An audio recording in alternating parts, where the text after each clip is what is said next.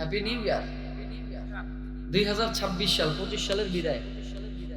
যুবক, সাবধানতা অবলম্বন করতে হবে। রাসূল বলেন শাবাবাকা ক্বাবলা হারামিক, শাবাবাকা ক্বাবলা হারামিক। বার্ধক্য আসার পূর্বে জওয়ানিয়াতকে কাজে লাগাও। সাবধান, তোমার এই জওয়ানিয়াতকে শয়তান ধোঁকা দিয়ে যেন জাহান্নামের কীট যেন বানিয়ে না ফেলে।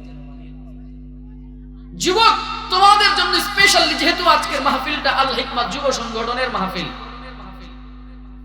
যেহেতু আজকের মাহফিলটাই যুবকদের মাহফিল, এই জন্য আমিও যুবক মানুষ, তোমাদের জন্য আমার মতো নাখানদার জবানের কিছু কথা সাবধানতা অবলম্বন করতে হবে। যুবক, যেমন করে দ্বীনের জন্য, ইসলামের জন্য তোমরা আল হিকমা সংগঠন করে মাহফিলের আয়োজন করেছো, ঠিক এরকম করে তোমাদেরকে সজাগ থাকতে হবে যেন 31শে ডিসেম্বর দিবাগত রাত্রে কোন কুলাঙ্গার আর নাফরমানে না যেন ডিজে পার্টির আয়োজন করতে না পারে।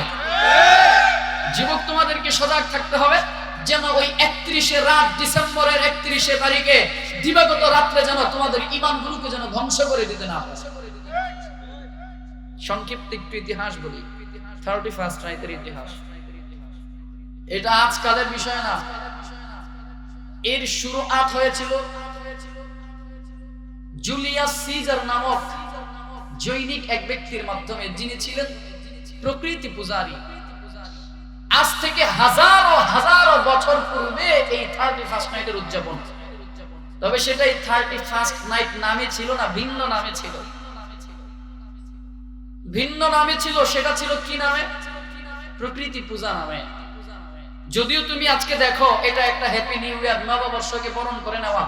কসম খোদার, এই নববর্ষকে যদি তুমি বুঝে করো আর না বুঝে করো, এই নববর্ষকে বরণ করে নেওয়া নামের যদি তুমি আনন্দ উৎসবে নিজেকে মেতে রাখো, আল্লাহর কসম করে বলে যে যুবক, তুমি না বুঝে হলেও তুমি তোমার ঈমানকে নষ্ট করে দিয়েছো। বলতে পারো, প্রশ্ন করতে পারো কিভাবে? তার সংক্ষিপ্ত ইতিহাস তোমাদের ঈমানকে হেফাজতের জন্য সংক্ষিপ্তভাবে তোমাদেরকে একটু বলি। বাংলাদেশের বর্তমান যুগ থেকে হাজারো হাজারো বছর পূর্বে একটা জাতি ছিল, তাদের নাম হলো, একটা ধর্ম, তাদের সেই ধর্মের নাম হলো প্যাগানিজম ধর্ম। কি ধর্ম? প্যাগানিজম ধর্ম। ইতিহাস খুলে দেখবেন, আমি মোটামুটি এগুলো আবার নোট করে রাখি, তো ইতিহাস পড়ে দেখবেন প্যাগানিজম ধর্ম। প্যাগানিজম ধর্ম বলা হয় প্যাগানিজম যারা, প্যাগানিজম এর অধিকারী যারা, এরা কি করতো? এরা প্রকৃতি পূজা করত।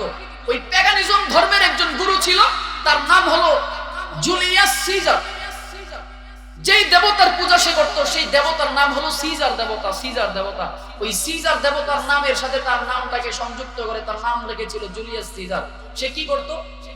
সে পূজা করত প্রকৃতি পূজা, আগুন, বাতাস, পানি, মাটি, এগুলোর পূজা করত। তাদের ধারণা ছিল, প্যাগানিজম যারা, তাদের ধারণা হলো সর্বময় ক্ষমতার মালিক হলো আগুন, বাতাস, পানি। আগুন, বাতাস, তাদের ধর্মের বিশ্বাস কি, মূল মন্ত্র কি? আগুন, বাতাস, পানি, দুনিয়া, এগুলো হলো সর্বময় ক্ষমতার মালিক। আল্লাহ সর্বময় ক্ষমতার মালিক না। এর জন্য তারা কি করতো? নতুন দিবসকে আসলে নতুন কোনো কিছুকে এরা কি করত? এরা পূজা করত, বরণ করে নিত। কেমনে?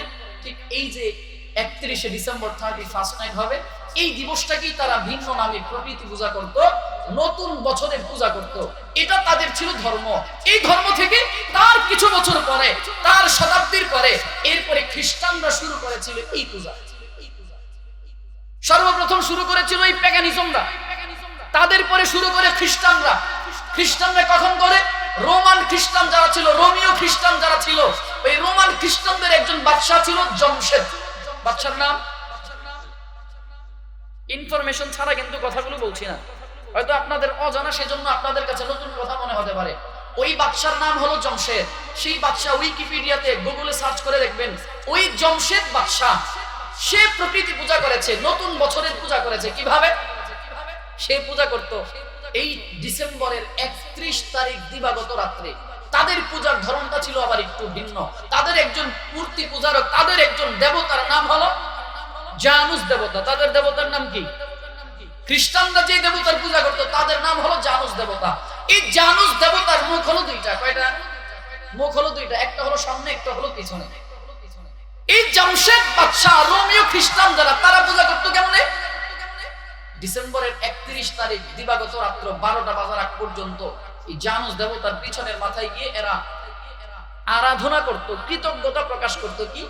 যে ভগবান দেবতা, দীর্ঘ একটা বছর আপনার কৃপায় আমরা এই একটা বছর ভালো কাটাইছি, দীর্ঘ একটা বছর আপনার কৃপায় আমরা ভালো কাটিয়েছি। এটা বলি তারা কি করে? গান বাজনার আয়োজন শুরু করে দেয়, আনন্দ ফুর্তি শুরু করে দেয়, নারী পুরুষ একত্রে মেলামেশা শুরু করে দেয়। ঠিক যখন রাতের 12টা বেজে যাবে, 31শে ডিসেম্বর দিবাগত রাত্র যখন 12টা বেজে যাবে, 12টা 31 হয়ে গেলেই, 12টা 1 মিনিট হয়ে গেলেই এরা সব বন্ধ করে সামনের মাথার কাছে চলে যায়। সামনের মাথায় গিয়ে ঠিক অনুরূপ ভাবে পূজা করে, আরাধনা করে। আল্লাহ সেই দেবতার কাছে বলে, দেবতা পিছনের 1 বছর আপনি যেভাবে ভালো কাটিয়েছেন, সামনের 1 বছরের কাছে আপনার কাছে আরাধনা করি, আপনি আমাদেরকে সামনের 1টা বছর ভালো কাটায়েন, আমাদেরকে ভালো রাখবেন। এই বলে কৃতজ্ঞতা আরাধনা করে, দোয়া করে, দোয়া ওই দেবতার কাছে চেয়ে আরাধনা করে, আবার শুরু করে দেয় গান বাজনা। সারা রাত্রভর এরা নর্তকী, গান বাজনা, বিভিন্ন ভাবে মদ্যপান সহ বিভিন্ন ভাবে এরা শুরু করে দিত। সেই নামটা হলো এই রোমান খ্রিস্টানেরা 8ম শতাব্দীতে এরা এই রোমান খ্রিস্টানেরা এই 31st নাইট পূজা শুরু করেছিল, নতুন বছরের পূজা শুরু করেছিল। ঠিক তার কিছুদিন পরে আমাদের এই বাংলাদেশে 31st নাইট কেমনে আসলো? যে ইংরেজরা প্রায় 200 বছর পর্যন্ত এই পাক ভারত উপমহাদেশে আমাদেরকে শাসন করেছিল, আমাদেরকে গোলামীর জিনজিরে এরা আমাদেরকে আবদ্ধ করে রেখেছিল। ঠিক ওই সময়টাতেই এই ইংরেজরা আপনাকে আমাকে কৌশলে মুসলমানদের রন্ধ্রে রন্ধ্রে এরা কৌশলে এই 31st নাইট ঢুকাই দেয়া গেছে। আর সেই 200 বছর আগ থেকে আমাদের এই চলতেছে আমাদের এই হ্যাপি নিউ ইয়ার। কি নামে? নতুন বছরের শুভেচ্ছা নামে। কি নামে? নতুন বছরের আগমন উপলক্ষে আমাদেরকে এই পূজা চলতেছে। কসম খোদার, এটা নতুন বছর উপলক্ষে, এটা কোনো উৎসব নয়, বরঞ্চ এটা হাজার বছর পূর্ব থেকে প্যাগানিজমদের একটা ধর্মীয় উৎসব ছিল। ঠিক হাজার বছর পূর্বে রোমান খ্রিস্টানদের একটা ধর্মীয় উৎসব ছিল।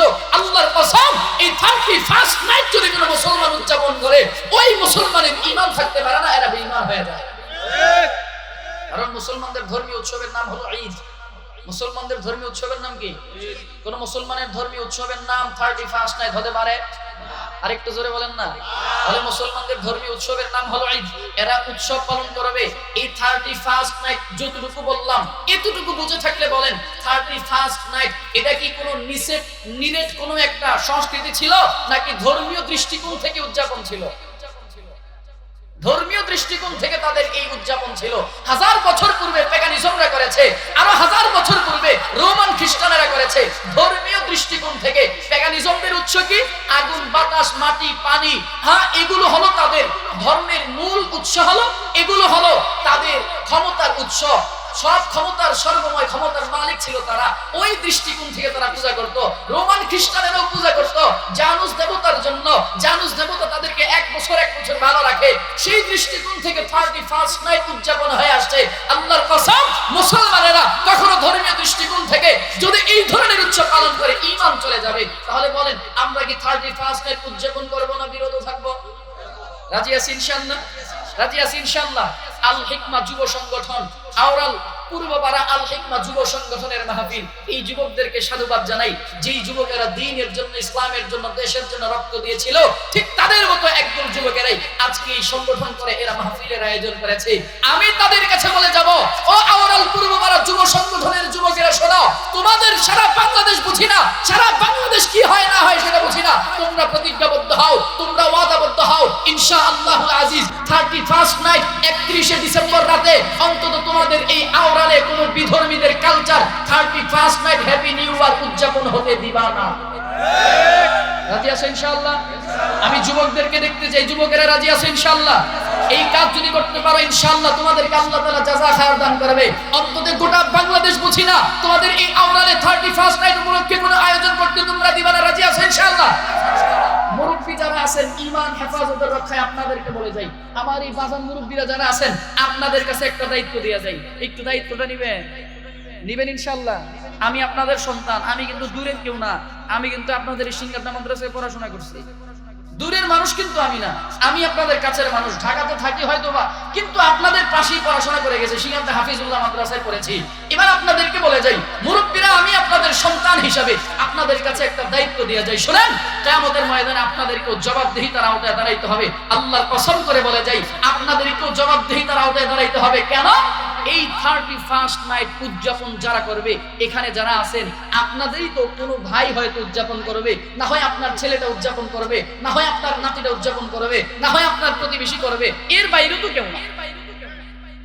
এর বাইরে হয় আপনার ছেলে, না হয় আপনার নাতি, না হয় আপনার ভাই, না হয় আপনার ভাইস্তা, না হয় আপনার নাতনি, না হয় আপনার কেউ, আপনার আশেপাশের আপনার প্রতিবেশী হলেও কেউ উদযাপন করে, আপনি রিলেটেড কেউ উদযাপন করে। এবার আপনাদের দায়িত্ব, যদি আপনার ভাইটা যদি 31st নাইট উদযাপন করে সে বেঈমান হয়ে যায়, এর জবাবদিহিতা আপনাকে দিতে হবে। আপনার নাতিটা যদি 31st নাইট উদযাপন করে যদি বেঈমান হয়ে যায়, আল্লাহর দরবারে জবাবদিহিতা আপনাকে দিতে হবে। আপনার ভাইনাটা যদি, আপনার ভাইস্তাটা যদি, আপনার প্রতিবেশী কেউ যদি 31st নাইট উদযাপন করে যদি বেঈমান হয়ে যায়, এর জবাবদিহিতা আল্লাহর আদালতে আপনাকে দিতে হবে। গোটা পৃথিবী বুঝি না, গোটা বাংলাদেশ বুঝি না, আপনাদের কাছে দায়িত্ব হলো, আপনারা দায়িত্ব পালন করবেন। কেমনে?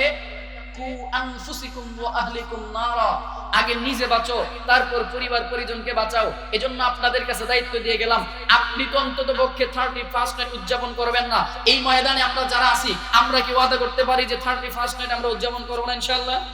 একটু আমার মালিককে হাত তুলে দেখান তো, আমরা করব না। বলেন আমরা 31st নাইট উদযাপন করব না। বলেন, বলেন আমরা, বলেন আমার সাথে, আমরা 31st নাইট উদযাপন করব না ইনশাআল্লাহ। ইনশাআল্লাহ, হাত নামান। আমরা তো কেউ করব না। এবার কু আনফুসিকুম ওয়া আহলিকুম নারা, আপনি নিজে আগুন থেকে বাঁচবেন। এবার দায়িত্ব হলো আপনার পরিবারকে বাঁচানো। আপনার ভাইটা যেন এই 31st নাইট উদযাপন করতে না পারে, আপনার বোনটা যেন উদযাপন করতে না পারে, আপনার ছেলেটা যেন না পারে, আপনার মেয়েটা যেন না পারে, আপনার আত্মীয়টা যেন না পারে, আপনার পরিবারের লোকজন যেন না পারে, আপনার প্রতিবেশী যেন করতে না পারে। এই দায়িত্ব কিন্তু এখন আপনার কাঁধে পড়ে গেছে। বাধা দেওয়া দায়িত্ব আপনার, মানা না মানা দায়িত্ব তাদের। বুঝাইতে পেরেছি? আপনার দায়িত্ব, আপনি বাধা দিবেন। ময়দানে মাহশারে যদি আল্লাহ জিজ্ঞাসা করে, তোমার ছেলেটা, তোমার প্রতিবেশীটা, তোমার ভাইটা, তোমার পরিবারের সদস্যটা 31st নাইট উদযাপন করেছিলে, তুমি কি বাধা দিয়েছো? যদি আল্লাহ যদি প্রশ্ন করে, কোনো জবাব দিতে পারবো? এজন্য ইনশাআল্লাহুল আজিজ আপনি আমি নিজে হেফাজত থাকবো, আমার পরিবার থেকে হেফাজত রাখবো। রাজি আছেন ইনশাআল্লাহ? আল্লাহ কবুলের মঞ্জুর করুন, পড়েন আমিন। নাস্তিকতা নিপাত জাত দিন ইসলাম জিন্দাবাদ, নাস্তিকতা নিপাত জাত দিন ইসলাম জিন্দাবাদ, কোটি প্রাণের একই আওয়াজ। খোদাদ্রোহী ছাড় পাবে না, এই বাংলায় ঠাই হবে না, মুসলমানরা জেগেছে আজ। ঠিক না? জোর কদমে সামনে চলো, বজ্র কণ্ঠে আওয়াজ তোলো, সবাই মিলে একই তালে দাও না স্লোগান, নারায়ে তাকবীর, আল্লাহু আকবার, নারায়ে তাকবীর, আল্লাহু আকবার। দিন ইসলাম, দিন ইসলাম, ইসলামেরই জন্য দেশের হয়েছে জন্ম, ইসলামের বিরুদ্ধে গেলে দেশ হবে ভিন্ন। ইসলামের বিরুদ্ধে যারা নিয়েছে অবস্থান, এই বাংলায় ঠাই হবে না, যাও হিন্দুস্তান। জোর কদমে সামনে চলো, বজ্র কণ্ঠে আওয়াজ তোলো, সবাই মিলে একই তালে দাও না স্লোগান, নারায়ে তাকবীর, আল্লাহু আকবার, নারায়ে তাকবীর, আল্লাহু আকবার। কোরআন সুন্নাহর আলো, ঘরে ঘরে জ্বালার দিন শেষ, এখন থেকে আর ঘরে ঘরে নয়, কোরআন সুন্নাহর আলো রাষ্ট্রীয়ভাবে সংসদে জ্বলতে হবে। রাজি আছেন ইনশাআল্লাহ? কোরআন সুন্নাহর আলো যদি রাষ্ট্রীয়ভাবে সংসদে জ্বলতে পারেন, ইনশাআল্লাহ হলফ করে বলতে পারি, আপনার আমার দেশের পার্লামেন্ট যখন কোরআন আর সুন্নাহ দিয়ে পরিচালিত হবে, তো দেশ থেকে দুর্নীতি আর দুঃশাসন মুক্ত হয়ে যাবে। আপনার আমার দেশের পার্লামেন্ট যখন কোরআন সুন্নাহ দিয়ে পরিচালিত হবে, তো ইনশাআল্লাহ দেশ থেকে দুঃশাসন মুক্ত হবে, চাঁদাবাজি বন্ধ হবে, দুর্নীতি বন্ধ হবে, রক্তক্ষয়ী যুদ্ধ বন্ধ হবে। ঠিক কি না? এজন্য কোরআন সুন্নাহর আলো আর ঘরে ঘরে না, রাষ্ট্রীয়ভাবে সংসদে জ্বলতে হবে। রাজি আছেন ইনশাআল্লাহ? নারায়ে তাকবীর। এই আওয়াজ মোটামুটি একটু শেষ পর্যন্ত দিতে পারবেন? আপনারা থাকবেন ইনশাআল্লাহ? কারা কারা থাকবেন দুই হাত আল্লাহকে তুলে দেখা।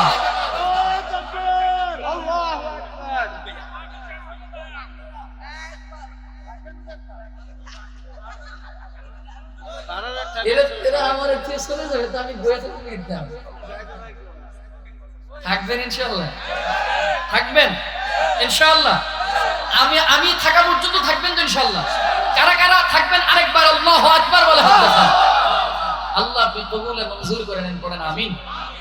এই আওয়াজ একটু শেষ পর্যন্ত দিতে হবে ইনশাআল্লাহ। আলহামদুলিল্লাহ والصلاة والسلام على رسول الله ঢিলেটা একটু কমাই দাও ভাই وعلى آله وأصحابه أجمعين أشهد أن لا إله إلا الله وحده لا شريك له ونشهد أن سيدنا وسندنا وحبيبنا وطبيب قلوبنا ربنا ومولانا محمدا عبده ورسوله الذي أرسله الله تعالى بالحق بشيرا ونذيرا وداعيا إلى الله بإذنه وسراجا منيرا أما بعد فأعوذ بالله من الشيطان الرجيم بسم الله الرحمن الرحيم يوم يأتي لا تكلم نفس إلا بإذنه فمنهم شقي وسعيد صدق الله المولانا العظيم وصدق رسوله النبي الكريم قال رسول الله صلى الله عليه وسلم لرجل وهو يعيده اغتنم خمسا قبل خمس شبابك قبل هرمك وصحتك قبل سقمك وفراغك قبل شغلك وغناءك قبل فقرك وحياتك قبل موتك أو كما قال النبي عليه الصلاة والسلام إن الله وملائكته يصلون على النبي يا أيها الذين آمنوا صلوا عليه وسلموا تسليما اللهم صل على محمد وعلى آل محمد كما صليت على إبراهيم وعلى آل إبراهيم إنك حميد مجيد اللهم بارك على محمد وعلى آل محمد كما باركت على إبراهيم وعلى آل إبراهيم إنك حميد مجيد الحمد لله রব্বুল ইজ্জত জালাল আল্লাহ পাক রব্বুল আলামিনের দরবারে লাখো কোটি শুকর যে দয়াময় মহান আল্লাহ পাক রব্বুল আলামিন আওরাল পূর্বপাড়া আল হিকমাহ যুব সংঘের উদ্যোগে আয়োজিত বার্ষিক ওয়াজ মাহফিলে আপনাকে আমাকে দয়া করে মায়া করে মোহাব্বত করে ভালোবেসে দ্বীনি মজমা দ্বীনি পরিবেশ ঈমানি মুযাকারাত জান্নাতি পরিবেশে আল্লাহ আসার বসার সুযোগ তৌফিক দান করেছেন এজন্য অন্তর থেকে একবার কালিমাতুশ শুকর আদায় করব আলহামদুলিল্লাহ আলহামদুলিল্লাহ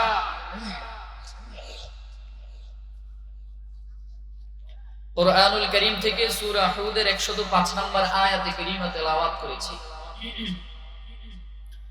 রাসূল করিম সাল্লাল্লাহু আলাইহি ওয়াসাল্লামের অসংখ্য অগণিত হাদিস শরীফ থেকে মিশকাত শরীফের মিশকাতুল মাসাবিহ প্রসিদ্ধ একটি হাদিস আপনাদের সামনে পেশ করেছি তিলাওয়াতকৃত আয়াত এবং হাদিসের উপরে আমলের নিয়তে ইখলাসের নিয়তে আল্লাহ আমাকে দু চারটি কথা বলা এবং আপনাদেরকে ধৈর্য সহকারে শোনার তৌফিক দান করুক পড়েন আমিন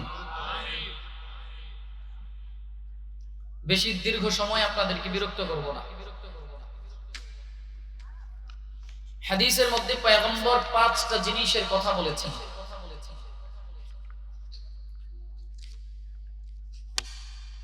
عن عمرو بن ميمون الأودي رضي الله تعالى عنه থেকে বর্ণিত তিনি বলেন নবীজি সাল্লাল্লাহু আলাইহি ওয়াসাল্লাম বলেছেন লিরাজুলিন ওয়া হুয়া ইয়াঈদুহু ইগতানিম খামসান ক্বাবলা খামসিন।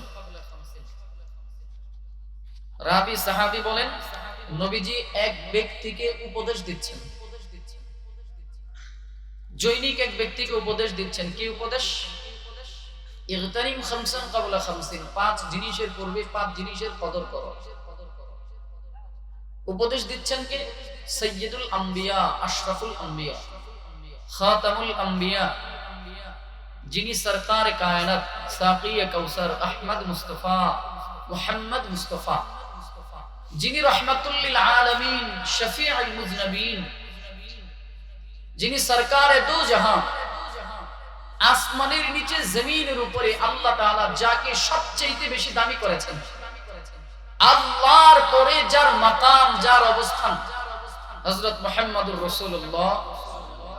পড়েন না মুহাম্মদুর রাসূলুল্লাহ সাল্লাল্লাহু আলাইহি ওয়াসাল্লামের জবানের নসিহত। আমার মতো পাগল ছাগল, না খান্দা, পচা গান্দা, বাসি নষ্ট, আমার মতো কামবাস্তের জবানের কথা না, আমার মতো পচা গান্দা মানুষের জবানের উপদেশ না। কে উপদেশ দিচ্ছেন?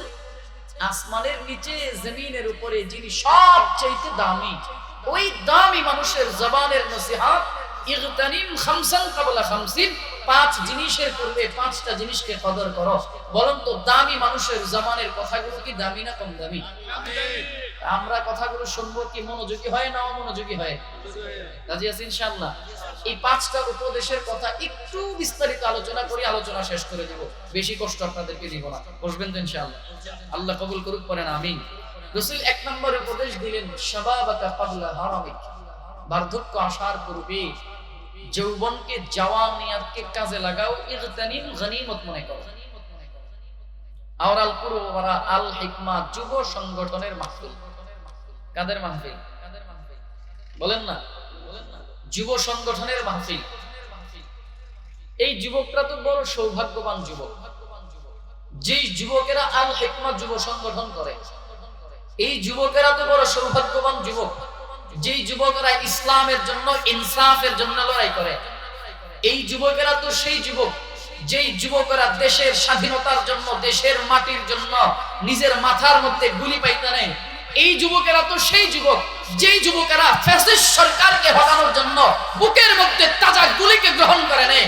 এই যুবক তো সেই যুবক, যেই যুবকেরা দেশের সার্বভৌমত্ব রক্ষার জন্য পানি পানি করতে করতে মানুষের কাছে নিজের জীবনকে অকাতরে বিলিয়ে দেয়।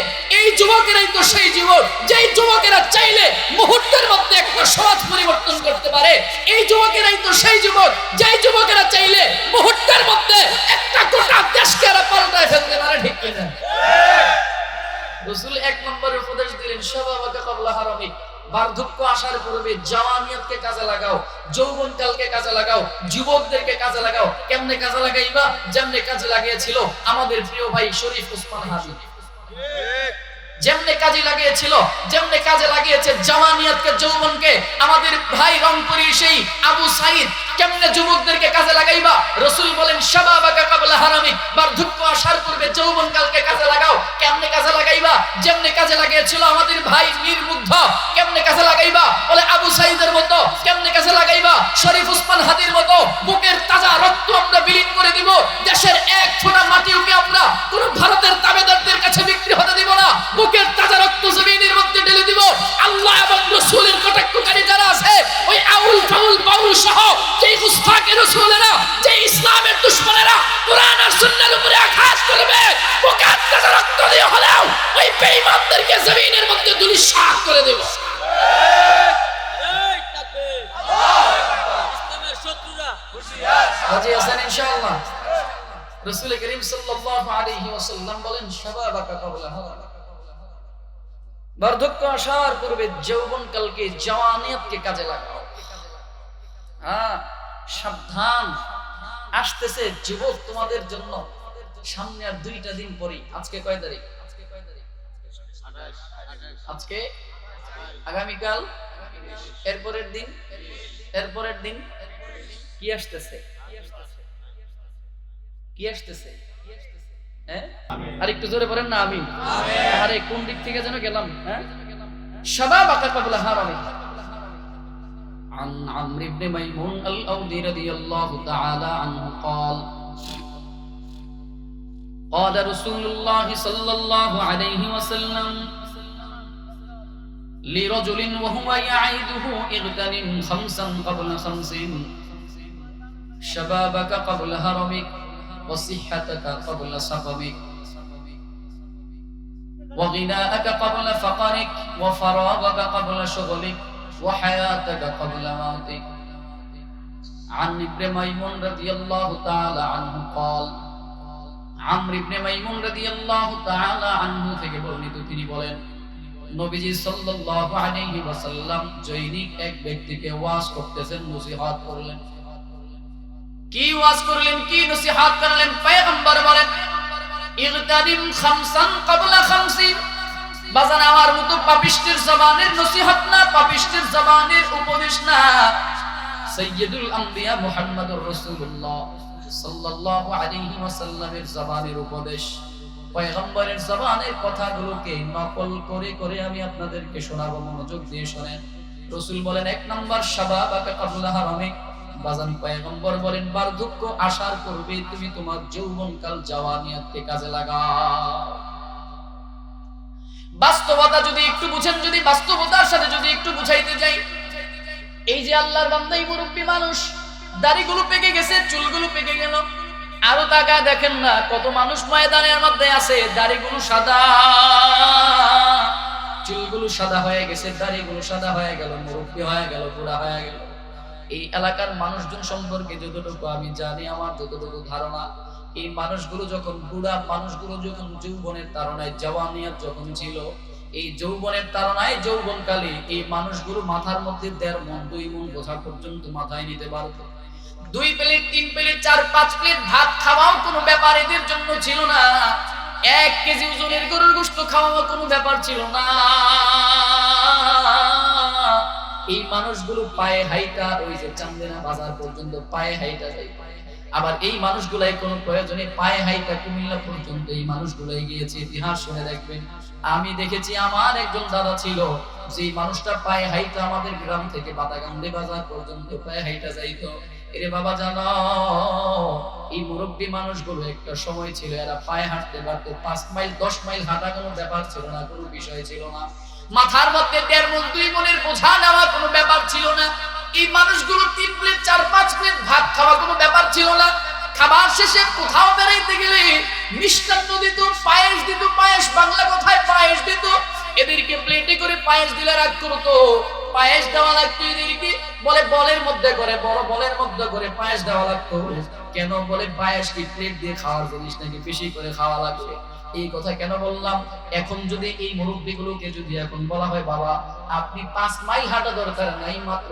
1 মাইল হাঁটবেন কসম খোদার পারবে না কষ্ট হয়ে যাবে পারলেও বড় অসুস্থ হয়ে যাবে বড় কষ্ট হয়ে যাবে এই মুরব্বিদেরকে যদি বলি বাবা আপনি মাথার মধ্যে 2 মণ লাগবে না 1 মণের বোঝা নেবেন পারবে না বড় কষ্ট হয়ে যাবে পারবে কিন্তু অসুস্থ হয়ে যাবে বড় কষ্ট হয়ে যাবে যদি বলি বাবা আপনি 4 প্লেট 5 প্লেট ভাত খাবেন পারবে না কষ্ট হয়ে যাবে যদি বলি কল দিয়ে দরকার নাই প্লেট দিয়ে 1 প্লেট মিষ্টান্ন খান পারবে না কষ্ট হয়ে যাবে বলে কেন পারবে না কারণ হলো এই মানুষগুলো এখন বুড়া হয়ে গেছে বার্ধক্য চলে আসলো এই মানুষগুলো এখন শরীরের মধ্যে অসুস্থ হয়ে গেছে বুড়া হয়ে গেল শক্তি কমে গেছে যার কারণে চাইলেও এরা আগের মতো কাজ করতে পারে না যার কারণে এরা চাইলেও আগের মতো খাইতে পারে না যার কারণে এরা চাইলেও আগের মতো পড়তে পারে না এই তো গেল দুনিয়ার লাইনের মিসাল আখিরাতের লাইনের মিসালের কথা যদি বলা হয় মানুষগুলোকে যদি বলা হয় বাবা আপনি এই যে কনকনে শীতের মধ্যে তাহাজ্জুদের সময় ঠান্ডা পানি দিয়া ওযু করে ওযু বানায়া 2 রাকাত তাহাজ্জুদের নামাজ আদায় করবেন পারবে না কষ্ট হয়ে যাবে যদিও মনের শক্তিতে পারে কিন্তু শারীরিক শক্তির কারণে এরা দুর্বল হয়ে যাবে অসুস্থ হয়ে যাবে যদি বলা হয় আপনি রমজানের 30 রোজার পরে শাওয়ালের 6 রোজা রাখবেন আইয়ামে 20 এর রোজা রাখবেন সাপ্তাহিক রোজা রাখবেন সোমবার বৃহস্পতিবারে রোজা রাখবেন রাখতে পারবে মাগার কষ্ট হয়ে যাবে এদের জন্য বড় কষ্ট হয়ে যাবে বড় কষ্টকর যদি বলা হয় একটু বেশি তেলাওয়াত করবেন পারবে না কষ্ট হয়ে যাবে যদি বলা হয় একটু বেশি জিকির করেন পারবে না কষ্ট হয়ে যাবে বলে কেন কেন? এর কারণ হলো শরীরের মধ্যে আগের মতো শক্তি শরীরের মধ্যে নাই, আগের মতো সামর্থ্য শরীরের মধ্যে নাই, শরীরটাও দিবে না, মনটাও দিবে না, যার কারণে এরা চাইলেও আগের মতো এরা করতে পারবে না, আগের মতো পারবে না, না দুনিয়ার লাইনে আগের মতো পারবে, না আখিরাতের লাইনে এরা আগের মতো পারবে। এজন্য তোমার আমার পয়গম্বর এক নম্বরের নসিহত করলেন, শাবাবাকা কাবল হারামি। এ বন্ধু আমার, রাসূলের জবানের দামি কথা এক নম্বর কথা বলে, বার্ধক্য বুড়া হয়ে যাওয়ার পূর্বে তুমি তোমার যৌবন কালটাকে আল্লাহ দাসত্বের জন্য কাজে লাগাও। দুই নম্বরের নসিহত পয়গম্বর বলেন, সিহাতাকা ক্বাবলা সাকামিক। অসুস্থ হয়ে যাওয়ার পূর্বে তুমি তোমার সুস্থতার জীবনটাকে কাজে লাগাও। অসুস্থ হওয়ার পূর্বে সুস্থতার জীবনটাকে তুমি কাজে লাগাও। কেমন করে কাজে লাগাইবা শুনো। অসুস্থতাও আল্লাহ তাআলার একটা নিয়ামত, সুস্থতাও আল্লাহ তাআলার নিয়ামত। আল্লাহ তাআলা বান্দাকে পরীক্ষা করেন, মাঝে মাঝে সুস্থতা দিয়ে পরীক্ষা করবেন, আবার মাঝে মাঝে অসুস্থতা দিয়ে পরীক্ষা করবেন, মাঝে মাঝে ধনী বানায় পরীক্ষা করবেন, আবার গরিব বানায় পরীক্ষা করবেন। এজন্য সুস্থতাও আল্লাহর পক্ষ থেকে পরীক্ষা, অসুস্থতাও কিন্তু আল্লাহর পক্ষ থেকে পরীক্ষা। কিন্তু কথা হলো, অসুস্থ হলে বোঝা যায় সুস্থতার কেমন দাম, কেমন কদর। অসুস্থ না হলে সুস্থতার মূল্যায়ন আমরা বুঝি না, মূল্যায়ন আমরা করতে পারি না। জানো কি বন্ধু, জানো, সংক্ষেপে বোঝাবার জন্য যদি একটা উদ্ধৃতি দেই, আপনাদের এই আওরাল শহর, নবাবপুর সহ, মহিষাইল সহ, তারপরে কি বলে চন্দিনা সহ, কুমিল্লাতে যত হসপিটাল রয়েছে, মাদাইয়াতে যত হসপিটাল রয়েছে, এই হসপিটালগুলোর মধ্যে মাঝে মাঝে একটু সফর করে দেখবেন কত মানুষের কত সমস্যা, কত মানুষের কত সমস্যা। হাতে সমস্যা কারো, পায়ে সমস্যা কারো, মাথায় সমস্যা কারো, পেটে সমস্যা কারো, পায়ে সমস্যা কারো, কারো জবানের সমস্যা, কারো চোখের সমস্যা, সমস্যা আর সমস্যা, সমস্যার অভাব নাই। যদি বাস্তবতা একটু যদি বলি, যেই মানুষটা জীবনে কোনোদিন চোখে দেখলো না, ওই মানুষটাকে গিয়ে যদি বলেন তোমার জন্য দুইটা অপশন নিয়ে আসলাম, একটা অপশন হলো একদিকে তুমি 5 কোটি টাকা পাইবা, আর একটা অপশন আরেক দিকে তুমি চোখের আলোটা ফিরে পাইবা। যদি টাকা গ্রহণ করো চোখের আলো পাবা না, যদি চোখের আলো গ্রহণ করো তো টাকা পাইবা না। কি করবা বলো? আমি বিশ্বাস করি যেই মানুষটা কোনোদিন চোখে দেখে নাই, এই মানুষটার টাকাটাকে লাথি মেরে বলবে আমার চোখের আলোটা দরকার। কারণ এই চোখ দিয়ে আমি কোনোদিন বাবাকে দেখি নাই, এই চোখ দিয়ে কোনোদিন আমি মাকে দেখলাম না, এই চোখ দিয়ে আমি কোনোদিন মালিকের এই দুনিয়াটা আমি দেখতে পারলাম না। আমার কাছে টাকার চাইতে বড় দাবি হলো চোখের নজর। ঠিক অনুরূপ ভাবে যে মানুষটা জবান দিয়ে কথা বলতে পারে না, এই মানুষটাকে যদি বলা হয় আপনি কি টাকা নেবেন নাকি জবান নেবেন, চোখের জবানের আলো নেবেন, আমি বিশ্বাস করি এই মানুষটার টাকাটাকে লাথি মেরে জবানটাকে গ্রহণ করবে। বলে কেন? কারণ এই মানুষটা কোনোদিন বাবাকে বাবা বলে ডাকতে পারলো না, এই মানুষটা কোনোদিন মাকে মা বলে ডাকতে পারলো না, এই মানুষটা কোনোদিন মনের আবেগের কথাগুলো কোনোদিন প্রকাশ করতে পারে নাই। এজন্য মানুষটা বলবে আমার টাকা লাগবে না, আমি আমার দিলের আবেগগুলো, দিলের কথাগুলো, আমি আমার মনের কথাগুলো ভাষায় প্রকাশ করতে চাই। এই জন্য টাকা আমার দরকার নয়, আমার জবানের শক্তি দরকার, জবান দরকার। জানো কি বন্ধু, জানো, ঠিক অনুরূপ ভাবে যত অসুস্থতা আছে, আমি বিশ্বাস করি এদের কাছে অপশন দিয়ে টাকা নিবা নাকি সুস্থতা নিবা, আমি বিশ্বাস করি বলবে আমার সুস্থতা দরকার, সুস্থতা লাগবে। যার বাস্তব প্রমাণ হলো ওই যে 2019 সালে যখন করোনা ভাইরাস আমাদের বাংলাদেশে আসলো, ওই করোনা ভাইরাসের সময় বাংলাদেশের একটা নামি দামি গ্রুপ, নামি দামি কোম্পানি এস আলম গ্রুপের মালিক দুনিয়া থেকে বিদায় হয়ে গেল। জানো কি বন্ধু, জানো,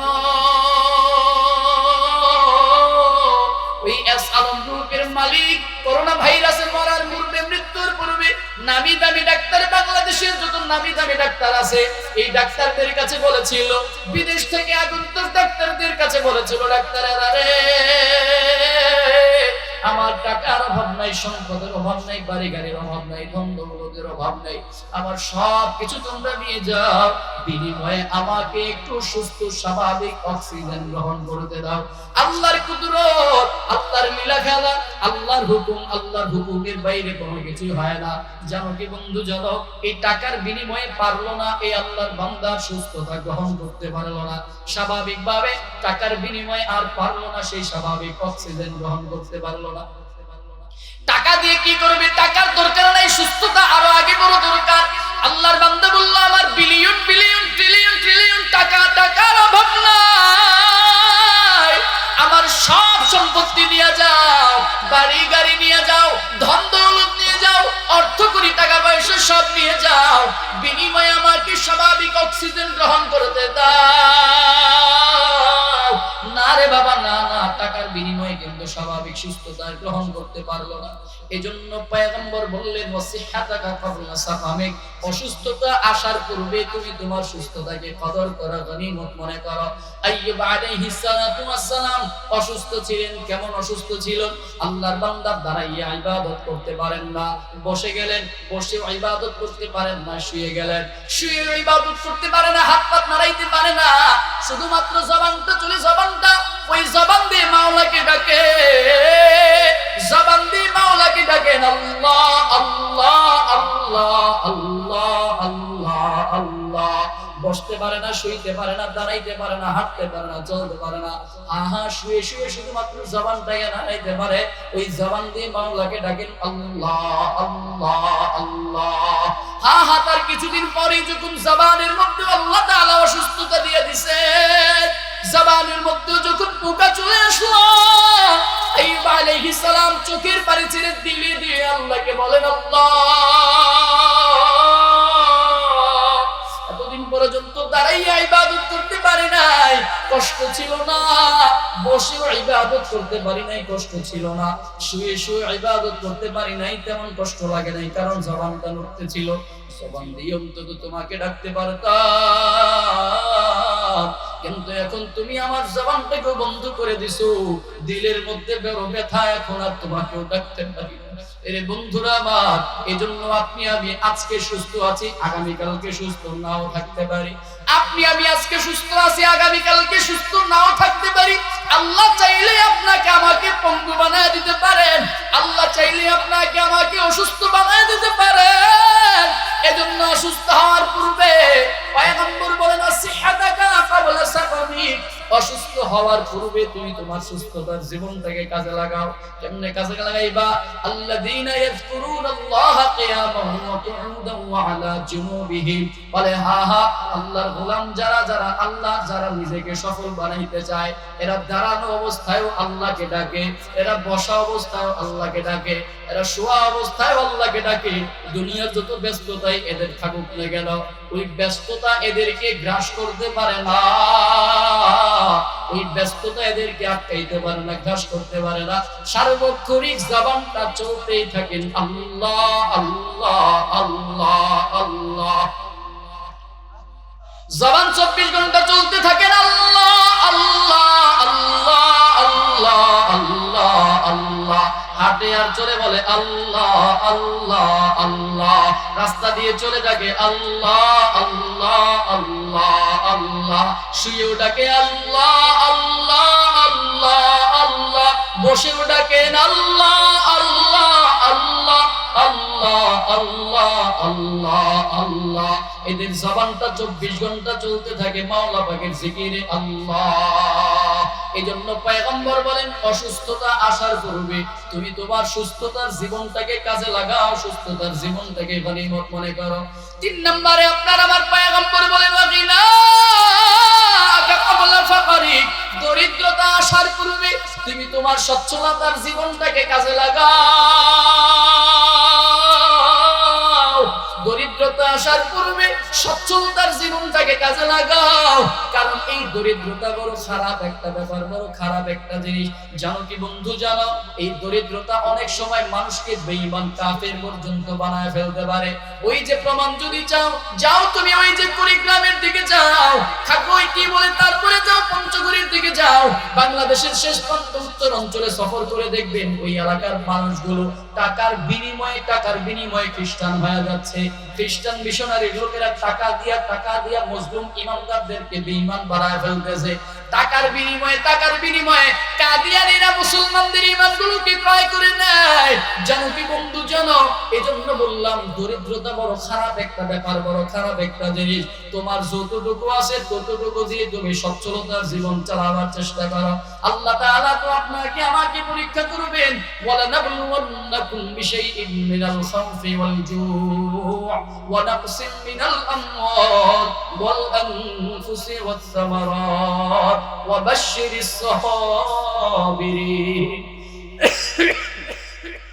আল্লাহ তাআলা আপনাকে আমাকে পরীক্ষা করবেন। কেমনে পরীক্ষা করবেন? খাউফ মানে ভয় দিয়ে পরীক্ষা করবেন। ভয়। ওয়াল জু', আল্লাহ তাআলা ক্ষুধা দিয়ে পরীক্ষা করবেন। ক্ষুধা। দরিদ্রতা দিয়ে পরীক্ষা করবেন। দরিদ্রতা। আবার সচ্ছলতা দিয়ে পরীক্ষা করবেন। সচ্ছলতা।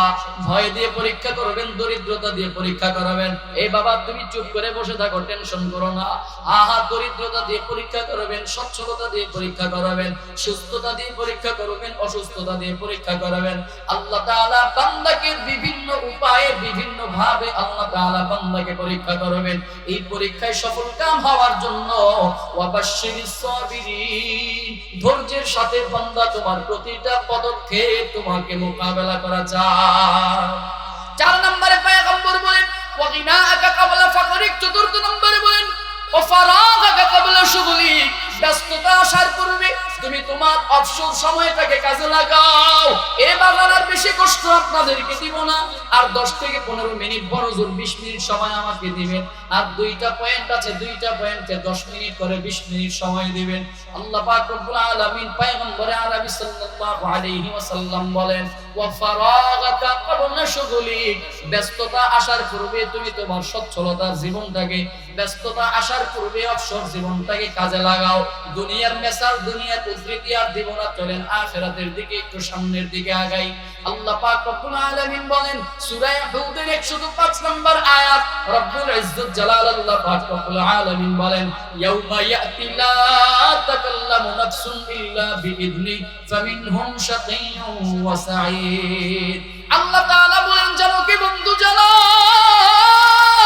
রব্বুল ইজ্জত জালাল বলেন এমন একটা দিন আসবে যেই দিন মানুষগুলো লা তাকাল্লামু নাফসুন ইল্লা বিইذনি, কেউ কোনো কথা বলবে না। এমন একটা দিন আসবে যেই দিন মানুষগুলো কথা বলার সাহস করবে না, কেউ কোনো কথা বলবে না। আপনি আমি সেই দিন অপরাধীর মতো, মুজরিমের মতো, অপরাধীর মতো জমিনের মধ্যে হাঁটু লাগাইরা মনে মনে চোখের পানি ছেড়ে কান্না করে বলবো আল্লাহ আমাকে বাঁচাও, আমাকে বাঁচাও, আমাকে বাঁচাও। ফামিনহুম শাকিয়্যুন ওয়া সাঈদ। ওই দিন মানুষগুলোকে আল্লাহ তাআলা 2টা দলে বিভক্ত করে দিবেন, 2টা দলে ভাগ করে দিবেন। একটা দল হবে শাকিয়্যুনের অন্তর্ভুক্ত, আর একটা দল হবে সাঈদের অন্তর্ভুক্ত। বলে শাকিয়্যুন কারা? যারা হবে দুর্ভাগা, পোড়া কপাল্লা, হতভাগা, দুর্ভাগা, তারা হবে শাকিয়্যুনের অন্তর্ভুক্ত। আর একটা দল কারা? যারা সাঈদের অন্তর্ভুক্ত। বলে সাঈদ কারা? এরা হবে চাঁদ কপালওয়ালা, এরা সৌভাগ্যবান, এরা চাঁদ কপালওয়ালা। আল্লাহ তাআলা বলেন ফারিকুম ফিল জান্নাতি ওয়া ফারিকুম ফিস সাঈর। মানুষগুলোকে আল্লাহ তাআলা ওই ময়দানে মাহশারে 2টা দলে বিভক্ত করে দিবেন। একটা দল হবে সোজা কথা জান্নাতি, আর একটা দল হবে সোজা কথা জাহান্নামে। ওই দিন বন্ধু এই 2 দল ব্যতীত অন্য কোনো দল থাকবে না। এরে যুবক বন্ধু আমার, আজকে তুমি যে দলের জন্য, যে পদের জন্য, যে মতের জন্য, যে স্বার্থের জন্য মানুষের মাথায় পিস্তল ঠেকাইতে দেরি করো না। যে দলের জন্য, যে পদের জন্য, যে মতের জন্য তুমি মানুষকে পাথর মেরে খুন করতে দেরি করো না। যে দলের জন্য, যে পদের জন্য, যে মতের জন্য, যে স্বার্থের জন্য তুমি আজকে ঝগড়া ফাসাদ করতে দ্বিধাবোধ করো না। অন্যের লুণ্ঠন করতে দেরি করো না। রাস্তাঘাটে ডাকাতি করতে দ্বিধাবোধ করো না। কসম খোদার যুবক শোনো, ওই ময়দানে মাহশারে কিন্তু 2টা দল ব্যতীত কোনো দল থাকবে না। ওই দিন কোনো আওয়ামী লীগ থাকবে না, ওই দিন কোনো বিএনপি থাকবে না, ওই দিন জামাত থাকবে না, চরমনাই থাকবে না, হেফাজত থাকবে না, উজানি থাকবে না, ওই দিন কোনো খেলাফত থাকবে না, ওই দিন নিজামে ইসলাম থাকবে না, ওই দিন মজলিস থাকবে না, আন্দোলন থাকবে না, কসম খোদার কোনো দল মত সেদিন থাকবে না। আল্লাহ বলেন ফামিনহুম শাকিয়্যুন ওয়া সাঈদ। যুবক শোনো শোনো শোনো, ওই দিন মানুষগুলো শুধু দুইটা দলে বিভক্ত হয়ে যাবে। ওই দিন শুধুমাত্র দুইটা দল থাকবে, ফারিকুম ফিল জান্নাতি ওয়া ফারিকুম ফিস সাঈদ। একটা দল হবে জান্নাতের, আরেকটা দল হবে জাহান্নামের। সিদ্ধান্ত নাও রে যুবক, তুমি কি জান্নাতি দলের হতে চাও নাকি জাহান্নামী দলের হতে চাও? যেই কারণে এতগুলো কথা বললাম, শুনো, ওই দুইটা দল জান্নাতি আর জাহান্নামী। জান্নাতি দলের যারা, এরাও সেদিন আফসোস করবে, জাহান্নামী যারা, এদের আফসোসের কোনো সীমাই থাকবে না, আফসোসের কোনো সীমা থাকবে না। বলতে পারেন জাহান্নামী যারা, তারা আফসোস করবে, জান্নাতীরা কেন আফসোস করবে? আরে হা যুবক, মন দিয়ে শোনো, মনোযোগ দিয়ে শোনো, যারা জাহান্নামী এরা তো আফসোস করবে, জান্নাতি যারা এরাও আফসোস করবে। কিন্তু জান্নাতীরা কেন আফসোস করবে জানো?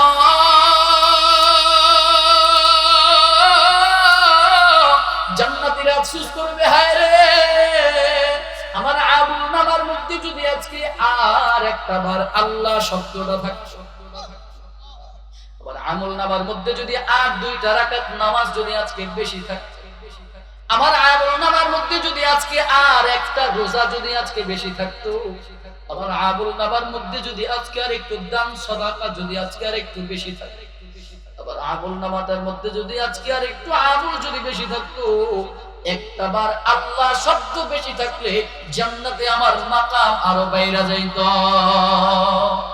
জান্নাতীরা সেদিন আফসোস করবে, হায় রে আমার আমলনামার মধ্যে যদি আর 2 রাকাত নামাজ যদি বেশি থাকতো, তাহলে আজকে জান্নাতে আমার মাকামটা আরো বেড়ে যাইত।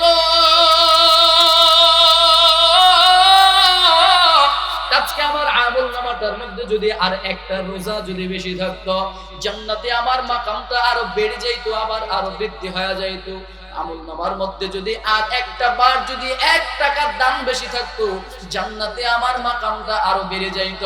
এর যুবক বন্ধু আমার, আওরাল পূর্বপাড়া আল হিকমা যুব সংগঠনের মুসলমানেরা শোনো, ওই এলাকার মুসলমানেরা, যুবক বন্ধুরা আমার, তোমাদের জন্য বলে যায়, এই যৌবন কালটাকে কোন কাজে হেলায় খেলায় কোন দিকে ব্যয় করতেছ, সময়টাকে কোন দিকে নষ্ট করতেছ? ফেসবুকে, ইউটিউবে ব্যস্ত করতেছ।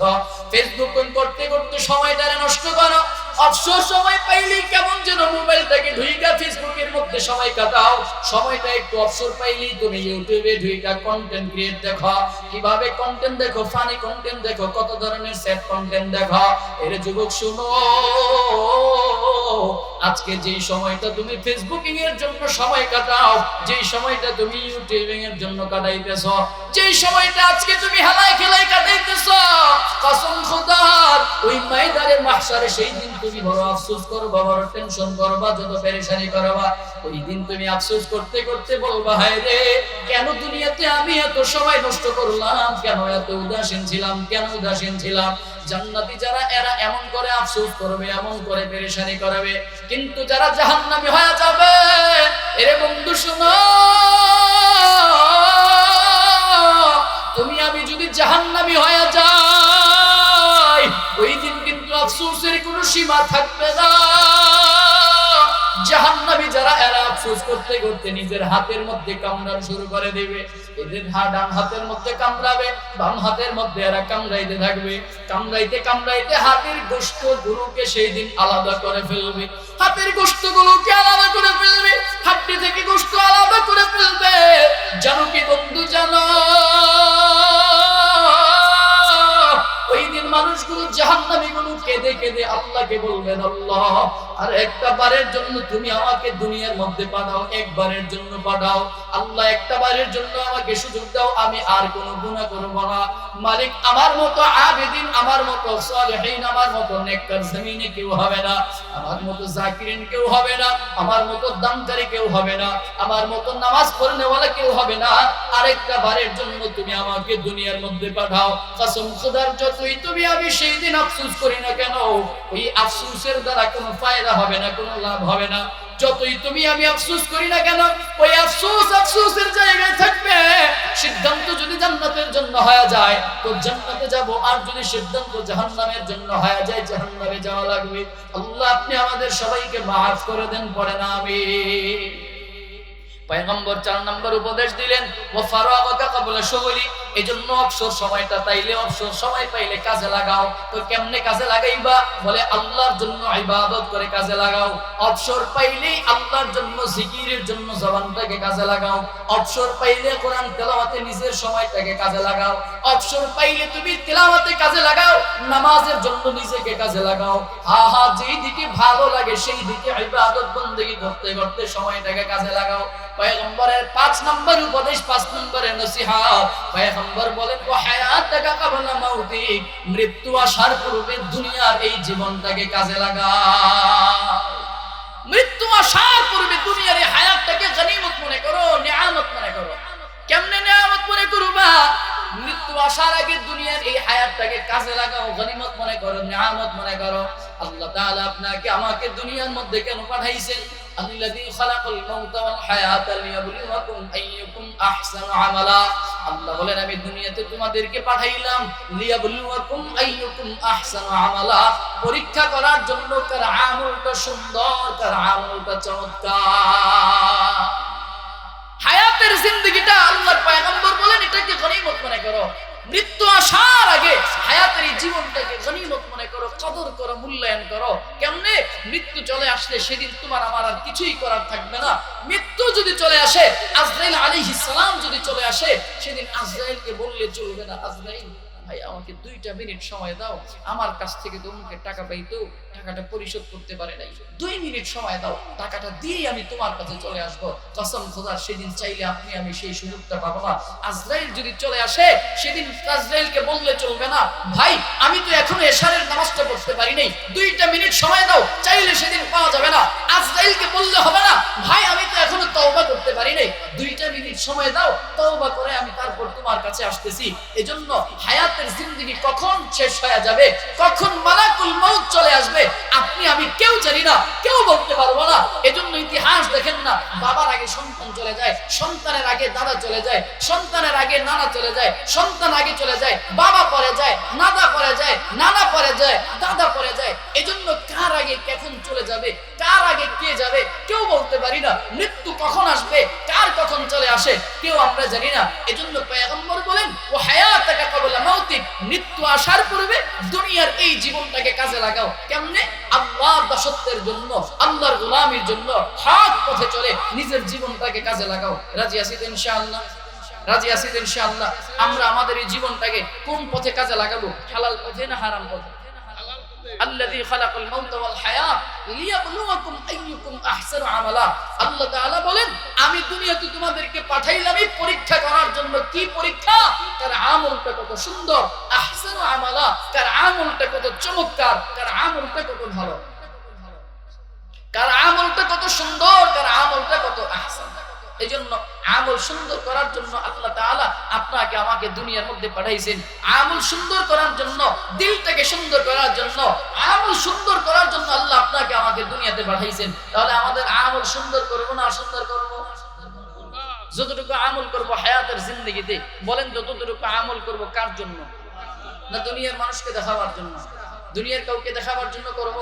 আল্লাহ আমাদের সবাইকে কবুল আর মঞ্জুর করুক, পড়েন আমিন। Presents by Kuakata media centre. হক্কানি আলেমদের নিত্য নতুন ভিডিও পেতে আমাদের চ্যানেলটি সাবস্ক্রাইব করুন। কুয়াকাটা মিডিয়া সেন্টার, ইসলামিক বিনোদনের বিশ্বস্ত সঙ্গী।